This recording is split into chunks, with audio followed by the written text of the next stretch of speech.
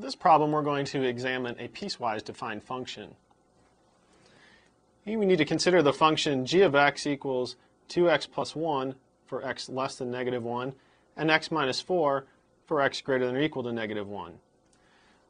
We want to, in part A, graph the function, in part B, list the intercepts of the function, and then in part C, evaluate the function when x is negative 5, and in the last part, evaluate the function when x is 2. So we'll start with part A by graphing the function. We'll make a little grid. 1, 2, 3, 4, 5, 1, 2, 3, 4, 5, 1, 2, 3, 4, 5, 1, 2, 3, 4, 5. And we need to graph this function in pieces, so we'll start with the first piece. We need to graph the linear expression 2x plus 1, and when you do that for values of x that are less than negative 1. We're going to actually start at negative 1, but we know that we're not actually using it, so we're going to use an open circle when we plot that. If we put in negative 1 for x, we get 2 times negative 1 is negative 2, plus 1 is negative 1. So we'll go to the point negative 1, and put an open circle. We need to pick another value for x, but make sure it's less than negative 1, so we might try negative 2. If we put in negative 2, negative 2 times 2 is negative 4, plus 1 is negative 3. So at negative 2, we'd go down to negative 3. Here we use a dot, or filled in circle, and then we go ahead and connect those. And that's the graph of 2x plus 1 for x less than negative 1. We move on to the next piece, x minus 4. We're going to plot that for values of x that are greater than or equal to negative 1. Since we can use negative 1 here, we'll include that. Negative 1 minus 4 is negative 5. So at negative 1, we go down 1, 2, 3, 4, 5. And we are actually using it for this piece, so we use a filled in circle. We need to pick another value for x that's greater than or equal to negative 1. So we might try 0. 0 minus 4 is negative 4. So when x is 0, go 1, 2, 3, 4.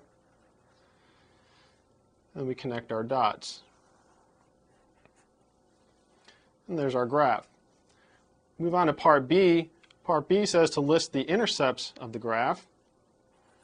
If we look at our graph in our two pieces, we see that this piece never hits the x-axis or the y-axis, so we'll get no intercepts from this piece. But this second piece does hit the x-axis and the y-axis. It'll eventually hit the x-axis up here somewhere, and we've already seen where it crosses the y-axis. So we need to work with this second piece. That's the x minus 4. So we'll start there. Y equals x minus 4. We want to find the x-intercept. We'll go ahead and let y equal 0 and solve that equation. So 0 equals x minus 4. That yields x is equal to 4. So our x-intercept is 4. We want to find the y-intercept. We would go ahead and let x equal 0, and we actually did that when we were plotting it.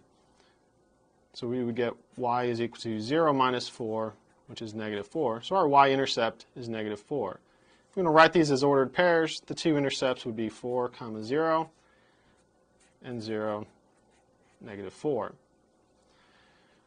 For part C, we're asked to evaluate the function when x is negative 5.